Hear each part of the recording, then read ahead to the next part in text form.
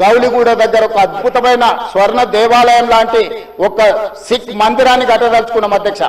ఆ విధంగా ముందుకెళ్తే ఉప్పల్ ప్రాంతంలో మెదక్ చర్చ్ లాంటి ఒక అద్భుతమైన చర్చిని కట్టదలుచుకున్నాం అధ్యక్ష. మూసీ నది పరివాహక ప్రాంతంలో ఒక పక్కన దేవుడు ఉంటాడు, ఇంకొక పక్కన అల్లా ఉంటాడు, ఇంకొక పక్కన గురుద్వారా ఉంటుంది, ఇంకొక పక్కన యేసు ప్రభు ఉంటాడు.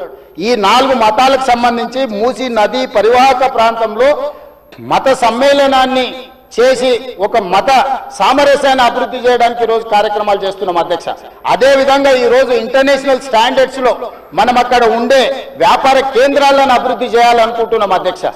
ఈ రోజు నీళ్లు శాశ్వతంగా అందులో ప్రవహించే విధంగా నగరాల నుంచి వచ్చే మొత్తం కాలుష్యాన్ని మొత్తం నియంత్రించి సివరేజ్ ట్రీట్మెంట్ ప్లాంట్స్ పెట్టి ట్రీట్ చేసి ఆ వాటర్ ని కూడా వినియోగించుకోవడానికి ఈరోజు ప్రణాళికలు చేస్తున్నాం అధ్యక్ష. వీటన్నిటికీ అంచనాలు లేకుండా టెండర్లు ఇచ్చి కాంట్రాక్టర్ల దగ్గర నుంచి మేము కమిషన్లు కొట్టదలుచుకోలేదు అధ్యక్ష. సంవత్సరంన్నర నుంచి నిరంతరం పనిచేస్తే ఇప్పుడు ఒక కొలిక్కి వచ్చినాయి. ఇంకొక సంవత్సరం పడుతుంది మొత్తం డీటెయిల్ ప్రాజెక్టు రిపోర్ట్ తయారు కావడానికి. 5 సంవత్సరాల కోసం కన్సల్టెంట్ కంపెనీని పెట్టుకున్నాం అధ్యక్ష. 5 సంవత్సరాలు ప్రాజెక్టు డిజైన్లు ఇవ్వడమే కాకుండా అంచనాలు వేయడమే కాకుండా నిర్మాణంలో కూడా వాళ్ళ సహకారం ఉండాలని చెప్పి ఈరోజు అంతర్జాతీయ స్థాయి కంపెనీలను తీసుకొచ్చి మనం పెట్టుకున్నాం అధ్యక్ష. నేను అందుకే డిపిఆర్ వచ్చిన తర్వాత బడ్జెట్ సెషన్ లో మీ అందరికీ డీటెయిల్ ప్రాజెక్టు రిపోర్ట్ హౌస్ లో ప్రజెంట్ చేస్తా అధ్యక్ష. మీ అందరి సూచనలు తీసుకుంటాం, మీ అందరి సలహాలు తీసుకుంటా. నాకు ఇందులో సీక్రెట్ ఏం లేదు అధ్యక్ష. ఒక గొప్ప మంచి ఉద్దేశంతో మూసీ నది ప్రక్షాళన చేయదలుచుకున్నాము. ఇది 4 నదుల అనుసంధానం అవుతుంది అధ్యక్ష. మూసా నది, ఈసా నది, గోదావరి నది, కృష్ణా నది 4 నదుల అనుసంధానము జరగగలిగిన ఏకైక అవకాశం తెలంగాణ రాష్ట్రంలో ఉన్నది. ఈ గొప్ప కార్యక్రమాన్ని చేసే అవకాశం దేవుడు నాకు ఇచ్చిండు.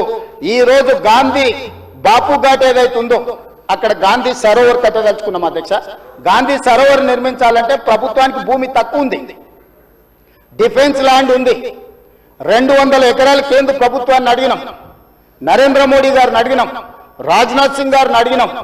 రాజ్నాథ్ సింగ్ గారు పెద్ద మనసు చేసుకొని తాత్కాలికంగా ఇమ్మీడియట్ గా ఒక 60 ఎకరాలు ఇస్తా, ఇంకొక 50 ఎకరాలు 100 ఎకరాల పైన ఇస్తా. గాంధీ సరోవర్ అక్కడ గాంధీ సరోవర్ దగ్గర ప్రపంచంలోనే ఎత్తైన మహాత్మా గాంధీ గారి విగ్రహాన్ని కట్టాలి.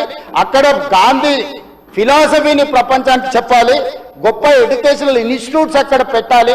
ప్రజలకు జ్ఞానాన్ని, పిల్లలకు విజ్ఞానాన్ని ఇవ్వాలని ఈ రోజు మేము ప్రయత్నం చేస్తున్నాం. కేంద్ర ప్రభుత్వం కూడా పార్టీలకు వ్యతిరేకంగా, పార్టీలకు భిన్నంగా ఉన్న రాజ్నాథ్ సింగ్ గారు ఒక పెద్ద మనిషి ముందుకొచ్చి బ్రహ్మాండంగా ఉన్నది గాంధీ సరోవర్ కట్టుండని ప్రాథమికంగా 55 ఎకరాల భూమిని తెలంగాణకు బదలాయించడానికి ఒప్పుకుండు.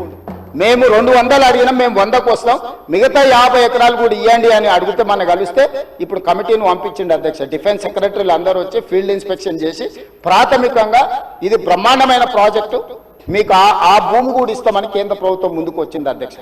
మేము కేంద్ర ప్రభుత్వంతో సయోధ్య పెట్టుకుంటున్నది మీలాక కేసుల నుంచి తప్పించుకోనికే కాదు అధ్యక్ష, తెలంగాణ రాష్ట్రాన్ని అభివృద్ధి చేయడం కోసం కేంద్ర ప్రభుత్వంతో ఈరోజు మేము చేస్తుంటే ఈరోజు మనోళ్ళు దానికి రకరకాల ఆలోచనలు జోడించి ఏది దోస్తే అది మాట్లాడుతున్నారు అధ్యక్ష.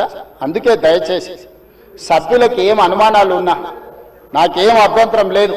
నేను గతంలో ఇది నిర్మాణం చేయాలనుకున్నప్పుడు గ్రేటర్ హైదరాబాద్ పరిధిలో ఉండే ఎమ్మెల్యేలందరినీ సౌత్ కొరియా చూడడానికి రెవెన్యూ మినిస్టర్ శ్రీనివాస్ రెడ్డి గారి నేతృత్వంలో కార్పొరేటర్లను, మేయర్ని, డిప్యూటీ మేయర్ని, ఆఫీసర్లని, శాసనసభ్యులను అందరినీ పొమ్మన్నాం. మొదట్లో పాపం శాసనసభ్యులు అందరూ రానికే సిద్ధమయ్యారు. ఇక ఏమైందో కడుపులో విషం ఉన్న వాళ్ళు ఏం విషయం చెప్పినరో ఇక వద్దులే అన్న మేము రాము అని వాళ్ళు ఇచ్చేసారు. నేను ఇప్పుడు కూడా చెప్తున్నా, ఎమ్మెల్యేలందరికీ నా సూచన, ముఖ్యంగా గ్రేటర్ హైదరాబాద్ పరిధిలో ఔటర్ రింగ్ రోడ్ ఇన్సైడ్ ఉన్న ప్రతి ఎమ్మెల్యేకి నా సూచన, మీరు వెళ్ళి చూడండి, మీ అనుభవాన్ని మాకు పంచండి, మీ కాన్స్టిట్యున్సీలలో మీకు ఏం కావాలో చెప్పండి. మాకు ఇట్లనే చేయాలి, అట్లనే చేయాలి, దీన్ని చెడగొట్టాలని లేదు, చాలా మంచిగా చేయాలనే ఆలోచన ఉన్నది మాకు. అటు ప్రకాష్ గౌడ్ గారు కావచ్చు, ఎంఐఎం ఎమ్మెల్యేలు కావచ్చు, లేకపోతే కాలేరు వెంకటేష్ గారు కావచ్చు, లేకపోతే లక్ష్మారెడ్డి గారు కావచ్చు, ఆ కిందికి వెళ్తే ఎల్బీ నగర్ సుధీర్ రెడ్డి గారు కావచ్చు, లేకపోతే సబితా ఇంద్రారెడ్డి గారు మహేశ్వరం కాన్స్టిట్యున్సీ కూడా కొంత పార్ట్ అందులోకి వస్తుంది. మీరందరూ విదేశీ పర్యటనకు వెళ్ళండి, ప్రభుత్వమే ఖర్చులు భరిస్తుంది, పర్యటన చేయండి. ప్రపంచ స్థాయి మూసీ రివర్ డెవలప్మెంట్ ఫ్రంట్ను మనం అభివృద్ధి చేసుకుందాం, ప్రపంచంతో మనం పోటీ పడదాం. ఆ అభివృద్ధి కార్యక్రమంలో పేదలకు ఎవరికైతే ఇబ్బంది కలుగుతుందో ఆ పేదలకు ఏ విధంగా న్యాయం చేద్దామో మీరు చెప్పండి. వాళ్ళకు పెద్ద కాలనీ కట్టిద్దామా? నాకేం అభ్యంతరం లేదు, ప్రభుత్వ నిధులతోనే కడుతున్నాం కదా. మీ ఆస్తి ఏమో అమ్ముతలేనే, నా ఆస్తి కూడా అమ్ముతలేనే.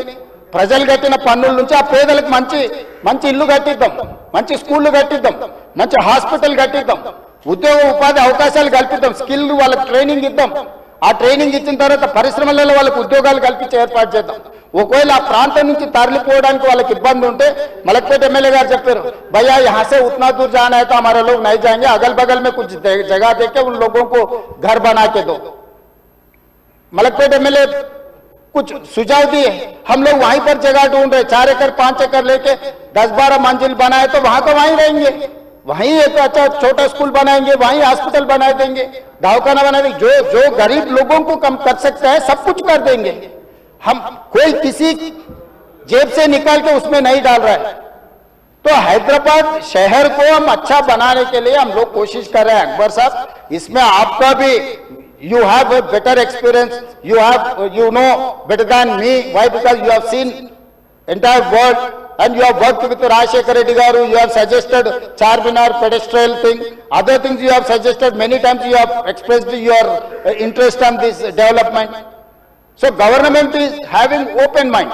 We don't have any objection, we don't have any other agenda, hidden agenda, we don't have any hidden agenda. We wanted to develop, we wanted to improve our infrastructure. So I would request all my members, please suggest our government. Government is there to accept your suggestions. మేము మంచి పని చేయడానికి నిర్ణయించుకున్నాము, మీ సూచనలు సలహాలు ఇవ్వండి. DPR ready అయిన తర్వాత ముఖ్యమంత్రి కార్యాలయంలోనే అందరు ఎమ్మెల్యేలను పిలిచి ఫ్లోర్ లీడర్లను పిలిచి పవర్ పాయింట్ ప్రజెంటేషన్ పెడతాను, మీరు చూడండి, మీరు సూచన ఇవ్వండి. మన నగరాన్ని మనమే అభివృద్ధి చేసుకోవాలి. గాంధీ సరోవర్లో ప్రపంచంలో ఎత్తైన మహాత్మా గాంధీ విగ్రహాన్ని పెట్టుకొని మహాత్మా గాంధీ గారు ఇచ్చిన స్ఫూర్తి, శాంతి ద్వారానే యుద్ధాన్ని గెలవచ్చు, శాంతి ద్వారానే యుద్ధాన్ని గెలవచ్చు, స్వతంత్రం తెచ్చుకోవచ్చు అని ప్రపంచానికి నేర్పిన గొప్ప పోరాట యోధుడు మహాత్మా గాంధీ గారు. వారి స్ఫూర్తితోనే ఈరోజు మనం గాంధీ సరోవర్ నిర్మించుకుంటున్నాము.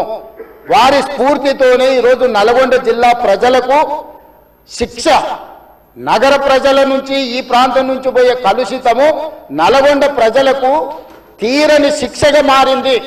ఆ ప్రజల్ని కూడా కాపాడాల్సిన బాధ్యత మన మీద ఉన్నది అధ్యక్ష. సంస్కృతిని కాపాడుకోవడం, నీళ్లను పరిరక్షించడం, ప్రక్షాళన చేయడం, అభివృద్ధి చేయడం, అభివృద్ధిలో భాగంగా పెట్టుబడులను ఆకర్షించడము, ఇవన్నీ కూడా ప్రభుత్వం చేపట్టే కార్యక్రమాలలో ఉన్నాయి.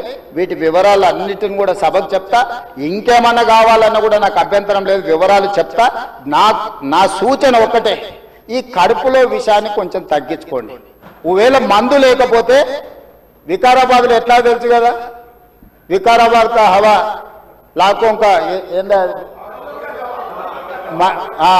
विकाराबाद हवा मरीजों का दवा। ये मरीज लोगों को ले जाके विकाराबाद में शरीक करवा दो अध्यक्ष साहब। एक 10-10 दिन वहां ले जाके वहां बांध के रखो, सुधर जाएंगे लोग।